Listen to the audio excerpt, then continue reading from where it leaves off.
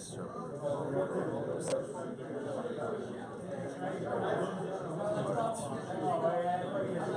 right, on both sides. Let's begin. All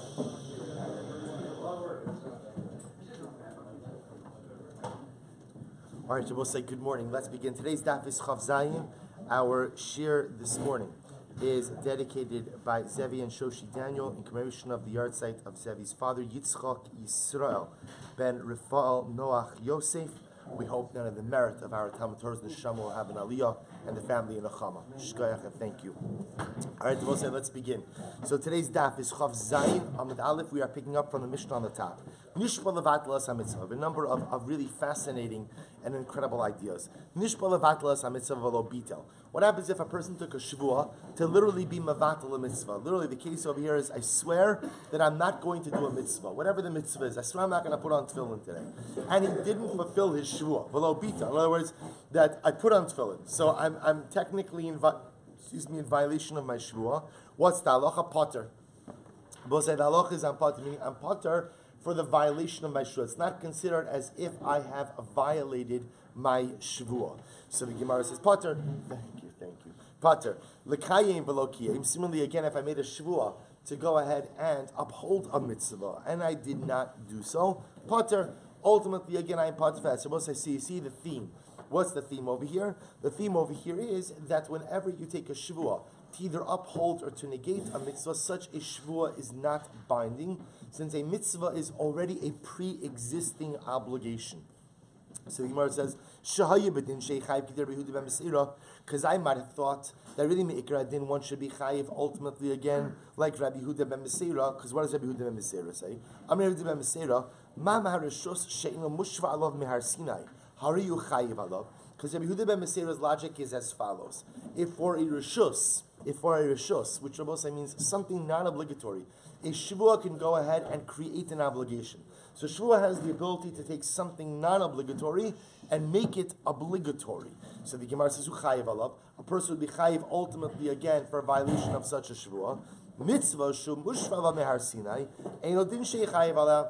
So Rabbi Yehuda ben Meseira says, if a shvuah has the ability to make something non-obligatory obligatory, then all the more so a mitzvah for which one is chayiv to do already, a shvuah should certainly be binding. They both say, now understand that Rabbi Yehuda ben Meseira's logic only works in a case where one is taking a shvuah to uphold a mitzvah. So Rabbi Yehuda ben Meseira's logic is, if I go ahead and I swear that I'm going to eat this loaf of bread, so again, there's no obligation for me to eat the loaf of bread, there's no mitzvah for me to do, yet the shvuah goes in and makes it a binding obligation.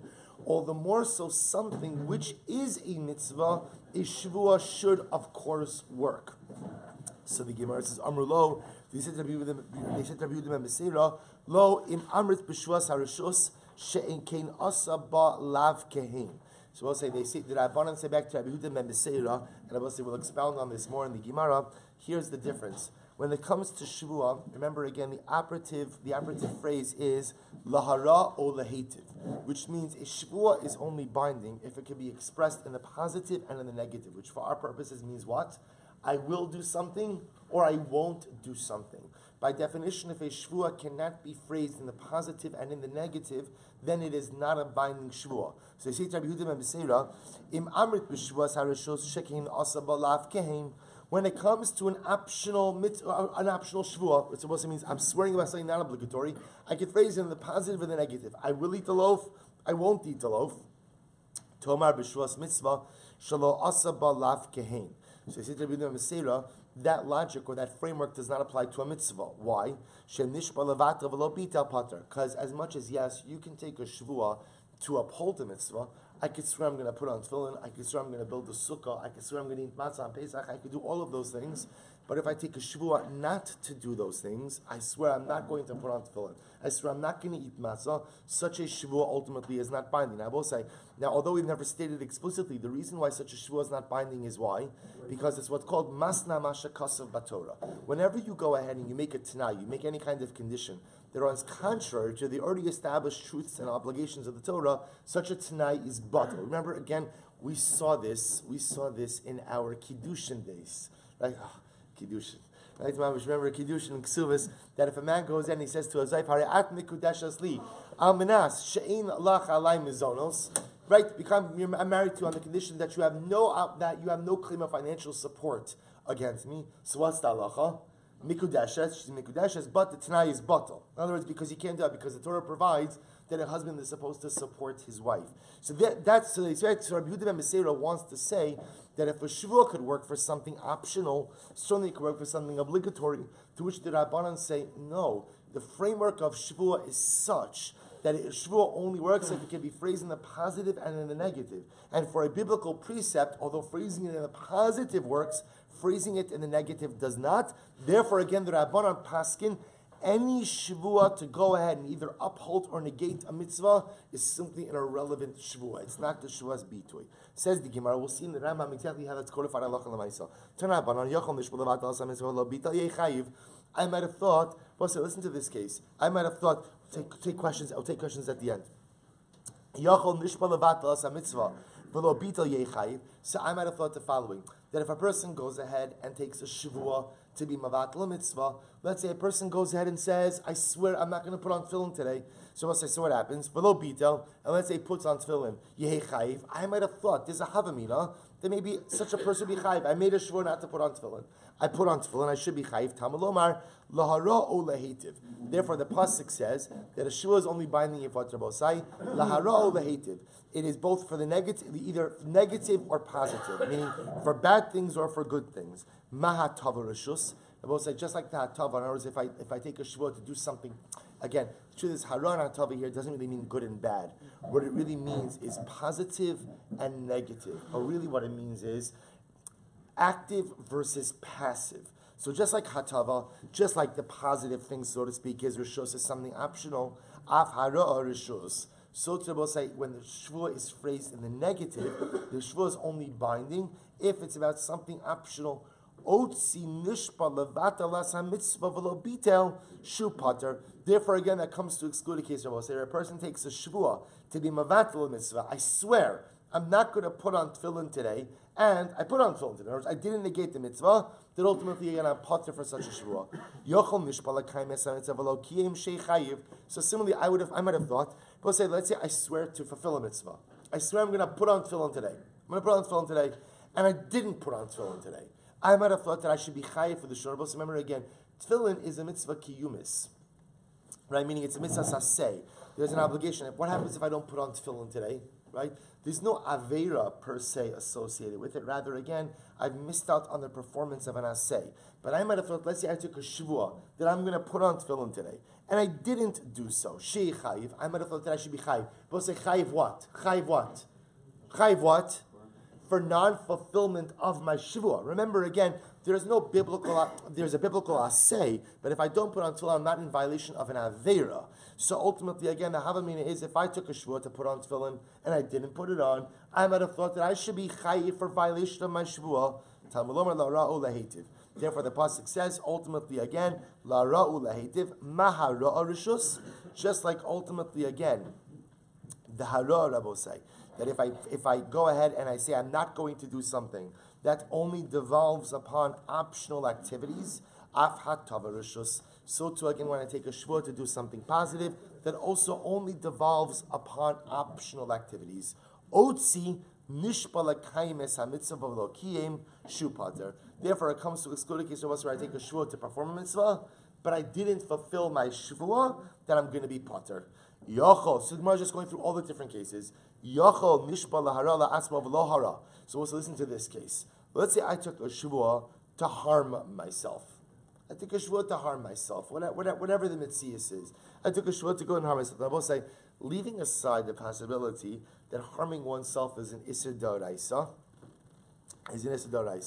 so leaving that aside for just a moment, let's say I took a shvuah to harm myself. I took a shvuah to cut off my finger, and I didn't cut off my finger. V'lo hara, yachol yehi pater. I might have thought cutting off fingers is a bad example. I made a shvuah to cut my. I made a shvuah to cut myself. Let's just keep it like that. I made a shvuah to cut myself, and I didn't do so. Yachol yehi pater. I might have thought that I would be pater on that. Talmud lomar lahara o lahetiv. Therefore, the pasuk says lahara lahetiv mahatava rishus. They both say just like the positive action referred to in the pasuk is optional. Af hara rishus. so to Rabbosai, the negative shvuah also has to be something optional. Avi lishpa lahara liatzmo v'lo hara sharushus biyado. Rabbosai, therefore, again, I'm not coming up with good examples because cutting oneself isn't necessarily a good example either. But let's say again, I go ahead and I swear to do something negative to myself. The halacha Rabbosai ultimately is that shvuah becomes binding, as long as it is quote unquote something that is optional. Because just like hatava's rishus, so to hara's rishus, I have the ability to engage in self-harming activities, and therefore again such a shvuah ultimately again will be binding. Tamalomar laro lehitiv ma hatav rishus af hara rishus. Oh, I'm sorry, I skipped. Yochol nishbal hara lachirim. Sorry. I might have thought about, what if I take a shvuah to harm someone else? I take a shvuah to punch Ruvain. V'lo hara, and I didn't do it. I had a change of heart. Sheikhayiv, I might have thought that I should be chayiv, ultimately again, for violation of my shvuah. Talmud lomar, lahara o lehetiv.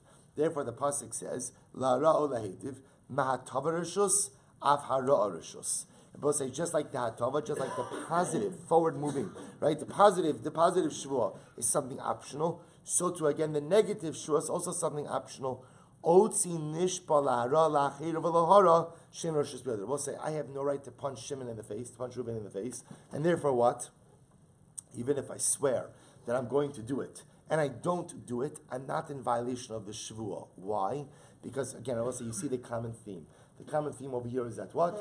Shvuah only devolves upon something that is a rishus. Something that is not a rishus, something that is not optional / permissible, ultimately the shvuah does not devolve upon it. Therefore, for our purposes, shvuah will not devolve upon any kind of mitzvah performance, both either the performance or negation of a mitzvah, because it's not a rishus. Shvuah will not devolve upon harming someone else, because I have no option about that. So we begin to see that shvuahs really only devolve upon things that A, relate to me, and that B, are optional in nature. So minayin l'rabos, hatavas achirim. We'll say, so from where do I know, ultimately again, to go ahead and expand this, to say that if I swear to do something beneficial for someone else, then ultimately again such a shvuah should be binding. Talmud lomar o lehetiv.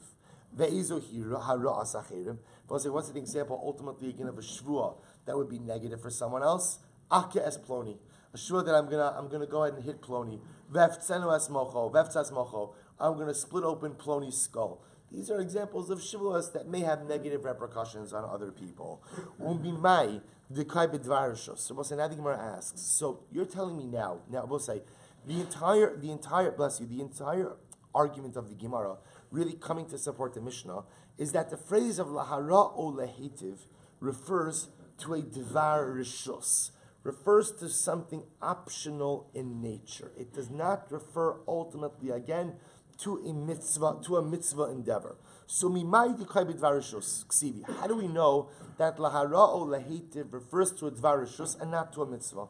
Dilma b'dvar mitzvah ksivi. Maybe lahara o lehetiv ultimately does refer to a dvar mitzvah.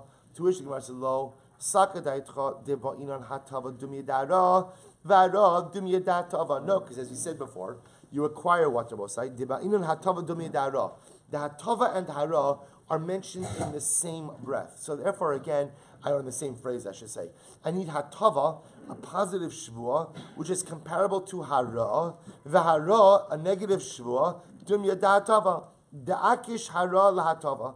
Mahatava ina b'bitl mitzvah. We'll say, just like again the case of hatava, of the positive shvuah, is not dealing with a bitl mitzvah. Hara guf, I lost the place. Mahatava ina b'bitl mitzvah. Af hara ina b'bitl mitzvah. So we'll say, take a look at Rashi for just a moment. Rashi says, Mahatava li'atzmo dahainu ochel shino b'bitl mitzvah kigon ochel yom kippurim.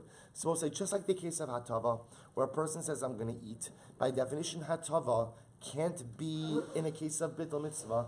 They're both saying, now where would you ever have a case of hatava that's bittul mitzvah? So Rashi says over here, kigon ochel b'yom kippurim. Let's say a person takes a shvuah, I'm going to eat. It just happens that the day that he takes that shvuah is when? Is Yom Kippur. Or chametz b'Pesach. Or I swear I'm going to eat chametz. I'm sure I'm going to eat the loaf of bread. Under normal circumstances, no problem, except if you make that shvuah on Pesach.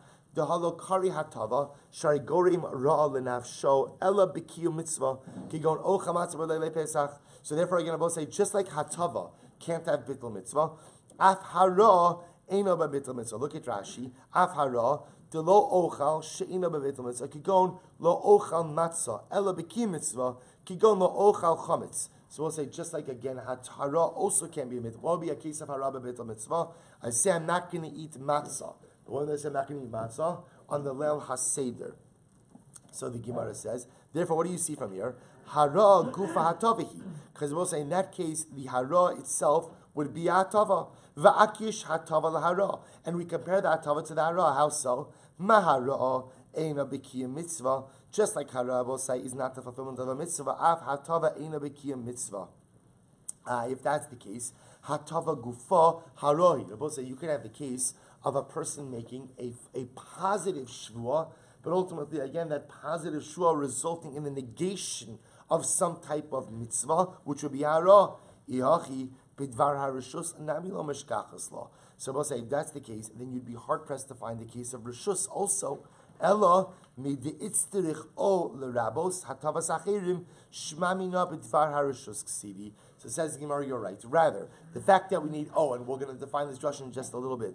The fact that I need the word O to go ahead and what Rabbi say, l'rabos hatavas achirim, to tell me that a shvuah applies to a case where I swear to do something positive for someone else.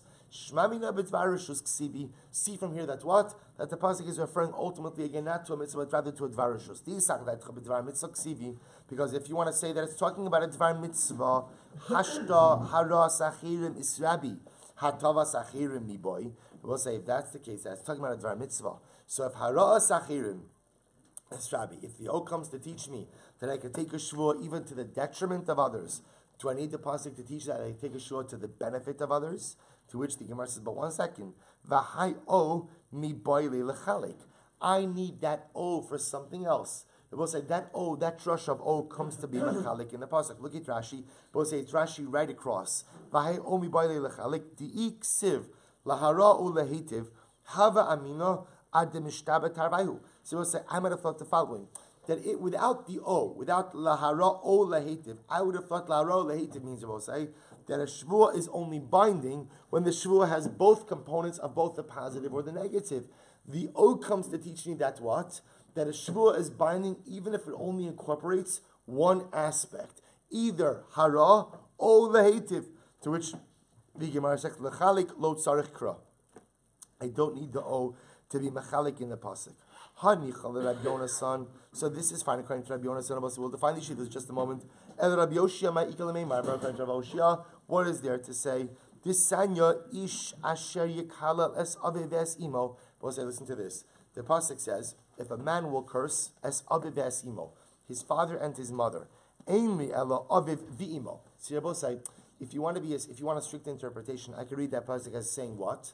That if the person is only chayiv if you both say, if he curses both of his parents. Aviv v'lo imo, imo v'lo aviv minayin. How do I know that even if he curses his father without his mother without his father, he's going to be chayiv? Talmud lomar aviv v'imo kilo. Therefore, again, both say the pasuk says his father and his mother he cursed. Aviv kilo, imo kilo. They're Rabbi Yoshia. So we'll say Rabbi Yoshia understands that even without the O, one could go ahead and split apart the two parts of the pasuk. Rabbi Yonasan Omer mashma shneim ke'echad umashma echad b'fnei atzmo. Ultimately, Rabbi Yonasan says the truth is I could hear mashma shneim ke'echad means that I could hear that you only be chayiv ultimately again if you curse them both together. Umashma echad b'fnei atzmo. I'll say look at Rashi just a moment. Last Rashi on the daf. Umashma echad b'fnei atzmo. V'ribuya d'seifa d'krami by the rabbos makala la'achar misa. So we'll say we're not going to do this now. But it's actually a fascinating drush. Rabbi Yonasan actually understands that halacha l'maisa, the issur of cursing your parents is not just when they're alive; it's also after their death. That there's a din of kilal ave v'imo even after their death. Amud Bezer will say ad sheyifrot lecha kosav yachdov. So again, I will say the pasuk itself, the inference from the pasuk itself, ultimately is that you could understand them both together, and you could also understand them separately. Meaning, the pasuk would have to go out of its way to indicate to you that lamaisi you're only chayv for cursing them together. To which the Gemara says, "Afil Rabbi Yoshia for Savdak Rabbi Akiva." You could even say this reflects the Rabbi Yoshia and also Rabbi Akiva. The darish ribuye umiyute va'yasrele olachalik. Because Rabbi Akiva, as you saw saying in yesterday's daf, dash is ribuye miyut, and if that's the case, the O is left over l'chalek. I amrit bishlama harishus. Excuse me. I amrit bishlama b'dvar harishus ksiv memait dvar mitzvah. So I understand if at the end of the day you say that the pasuk is referring to a dvar rishus, and ultimately the miut is coming to teach you that a shvuah does not devolve upon a dvar mitzvah. Eli I amrit b'dvar mitzvah ksiv mimait kamimait. But at the end of the day, if you said the pasuk is referring to a dvar mitzvah, then ultimately, again, what would the miyut be? So I'll say bottom line, Allah what the Gemara says is that Shevuah does not devolve upon a dvar mitzvah. Why not? Why not? Because the way we darshan is lara o lehetiv, based on the entire Josh of Amadav, teaches me what to say. Lara o lehetiv means what? Dvar rishus. Lara Shua phrase in the positive or in the negative only devolves upon something optional. I'm Rabbi Yehuda ben Beseira, my marriage. So we'll remember again. So that's the sheet of the Rabbanon. Rabbi Yehuda ben Beseira, the Mishnah comes along and says that no, if a shvuah could devolve upon a rishus, meaning if a shvuah could go ahead and ask for something that was beforehand mutter, then all the more so a shvuah should be able to devolve upon a dvar mitzvah. For Rabbanon, so we'll remember again, what did the Rabbanon say? What did the Rabbanon say back to Rabbi Yehuda? Rabbi Yehuda, the pasuk says Lara'u lehetiv, which tells me what? That in order for a shvuah to be binding, Rabbi say, what has to happen? What has to happen? It has to be able to be phrased in the positive and in the negative. For a mitzvah, you could phrase the shvuah in the positive, but you can't what? You can't phrase it in the negative. For Rabbanon, Shapri Kamar Rabbi Yehuda ben Beseira. So what's the Rabbanon? The Rabbanon are saying good. To which Rabbi Yehuda ben Beseira Amar Lacha Atu Atavas Achirim Lav. So Rabbi Yehuda will counter back, but 1 second. You just got finished saying that what? That halacha l'maisa. I could take a shvuah to do good for others. I could take a shvuah both sides to give Reuben $1,000. So that shvuah could be phrased in the positive. But what? It can't be phrased in the negative. If I take a shvuah to steal $1,000 from Reuben, such a shvuah is not binding. Rabbi Yehuda ben Beseira says, you see that there are examples of shvuos where you could only phrase it in one direction, yet they are still binding. The Gemara says, yet, so we'll say, take the case of hara'as achirim. Hatavas achirim. I could take a shvuah to do something good for someone else, right? And yet what? That shvuah is binding, even though what? I can't say it in the negative. The Rabbi Rachmana hachanami bekiyo mitzvah afagav d'lesei bebitul mitzvah Rabbi Rachmana. So Rabbi Meisera will say, listen, I'll agree with you that a shvuah to go ahead and negate a mitzvah certainly will not be binding. But why shouldn't a shvuah to uphold a mitzvah be binding? You want to say it has to go in the positive and the negative? That's not true. You just got finished saying that there are examples of shvuos that could only go in the positive direction, can't be phrased in the negative. So at least give me that a shvuah ala mitzvah should work when phrased in the positive, even if not on the negative. But Rabbanon, hasam isei below etiv, hachami esi below akayim. So we'll say, here's the difference. By a shvuah l'gabe achirim, there is a negative shvuah. What's the negative shvuah? We'll say, I can swear that I'm not going to do anything for you for the rest of my life. I could take a shvuah like that. I could say, I'm never going to do anything for you again. So you see that when it comes to shvuas legabe others, I can phrase a shvuah in the positive and the negative. In other words, I could take a shvuah to do something for you, and I could take a shvuah not to do something for you. So when it comes to mitzvahs, however, again, I will say, what's the issue?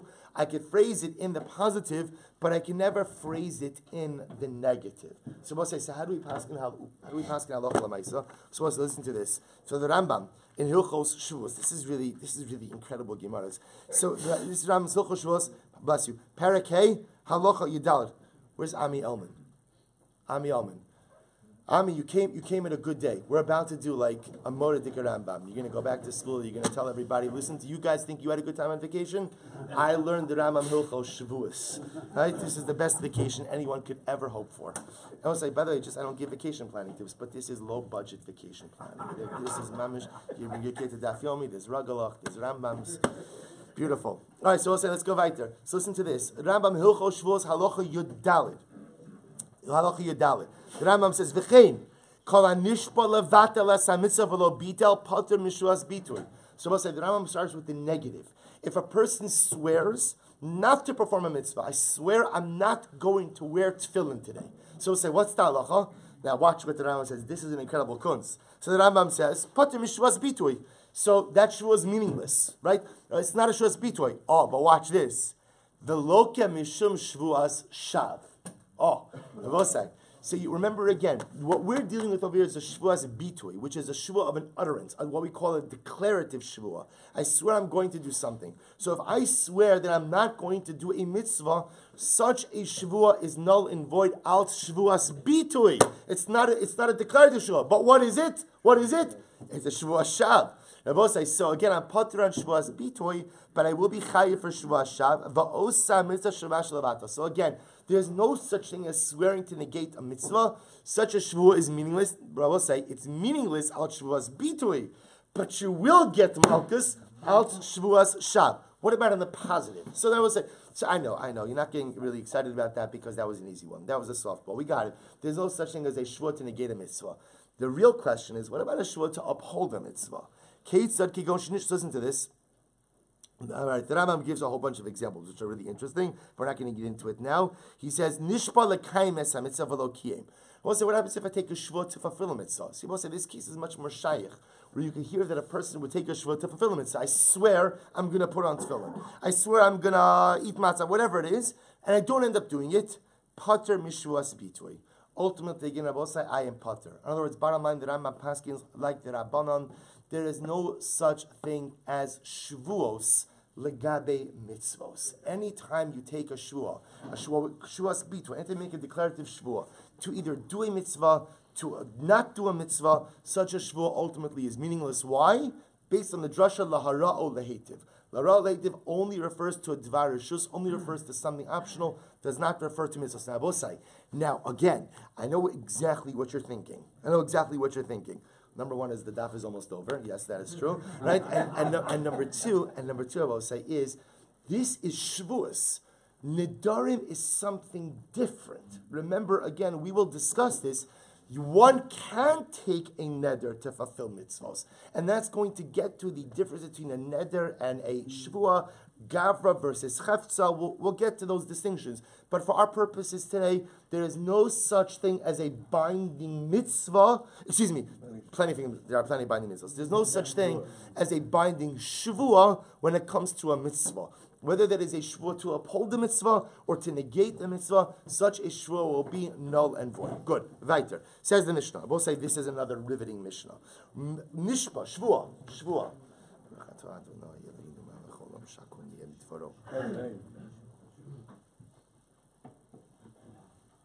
Shvua shelo ochal. Kikar zur. Let's listen to this case. I take a shvua not to eat this loaf of bread. Shvua shelo ochlena. Now we'll say. Now what we're seeing over here is a guy. I'm taking the same shvua multiple times. So I swear I'm not going to eat the loaf of bread.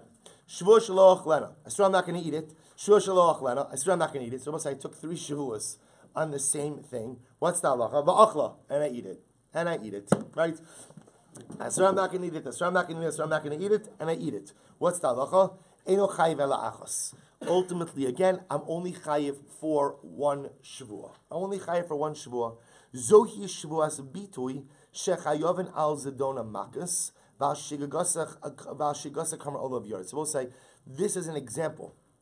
This is the Mishnah just saying over here. We'll say all of these days. The Mishnah has never told us the exact articulation of a shvuas bitui. What is the correct articulation of a declarative shvua? So the correct articulation is shvua shelo ochal kikar zu.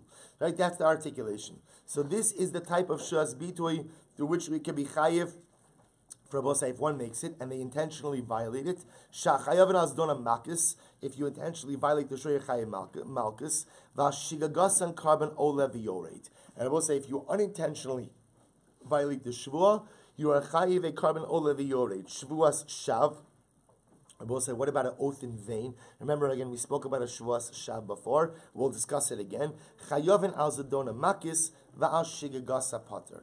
Again, I will say for intentional violation, one is chayiv malchus, but ultimately, again, for shogeg, one is potter. Okay, we'll discuss Emirat Hashem Shvuah Shav a little bit later on.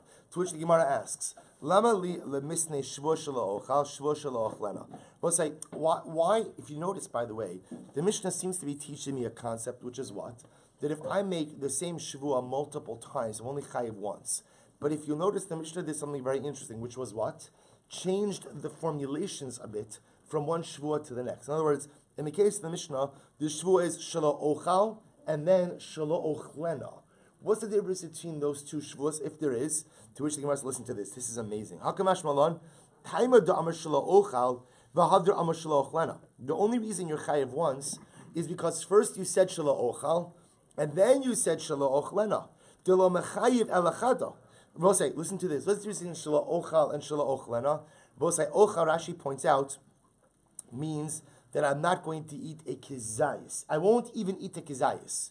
Ochlena means I won't eat the entire loaf. So we'll say, watch this. So if I make a Shevuah Shelo Ochal, then what? As soon as I eat a kizayis, I'm chayiv. But if I say Shevuah Shelo Ochlena, I'm only chayiv when? When I eat the entire loaf. So watch this. So if I first say Shevuah Shelo Ochal and then Ochlena, so again the second Shevuah is pretty much meaningless because since with Shelo Ochal I already answered what? I answered a kizayis. The second Shevuah, which answers the entire loaf, is meaningless. However, watch this. Aval Amar Shelo Ochlena v'Hadr Amar Shelo Ochal mechayiv tarti. Rabbi say, if I go ahead and I say Shevuah Shelo Ochlena, I swear I'm not going to eat it. I swear I'm not going to eat it. And then what? I take a second Shevuah, Shelo Ochal. So we'll say, first I said I'm not going to eat the entire loaf, which means I'm only chayiv if I eat the entire loaf. And then I take a second Shevuah that says I'm not even going to eat a kizayis. Then what Rabbi was saying? I'm chayiv twice. Why? Because Lamais, again, the first Shevuah is on the entire loaf. The second Shevuah is answering something that the first did not. In other words, when do we say that a second Shevuah cannot devolve upon an already made Shevuah? When the second Shevuah adds nothing to the first. But if the second Shevuah adds something to the first, and the first Shevuah was, I won't eat the entire loaf. Second Shevuah says, I won't even eat a kizayis. Then indeed the second Shevuah ultimately again can devolve even upon the first. Mechayiv tarti. Kidirava, Da'amarava, because Rava said, Shevuah Shelo Ochal Kikar Zu. If a person, I swear I'm not going to eat this loaf, Kevan Shachal Mena Kizayis Chayiv. Once I eat a kizayis of it, then I'm chayiv. Shelo Ochlena inu chayiv el sheyochal eskula. Rabbi says that if I swear that I'm not Shelo Ochal, lo Ochal means, remember, stam lashon achila means a kizayis. Ochlena means I won't eat it in totality. So this is amazing, I will say. You know, the entire takeaway over here is how careful a person has to be with their words. Because the way you say things and what you say and the order you say it creates all different kinds of realities. So watch this. If I say Shevuah Shelo Ochal and Shelo Ochlena, Shevuah Shelo Ochlena, then I will say the second Shevuah doesn't take effect. I'm only chayiv once. Because once I answer the kizayis, it doesn't make a difference that I subsequently answer the entire loaf. However, if I start by saying Shevuah Shelo Ochlena, so I'm not going to eat the entire loaf. Fine, I'm only chayiv if I eat the entire loaf. And then I say what? Shevuah Shelo Ochal, which then says that what? I'll be chayiv even if I eat a kizayis. I introduced a new isser. When I introduce a new isser, then Lamais again the second Shevuah can be chal. Incredible. Shevuah Shelo Ochlena v'Ochlena chayiv alachas. So we'll say, now says the Gemara. Hasulamli. So we'll say, remember, the Mishnah, so I understand now the distinction the Gemara and the Mishnah wanted to make.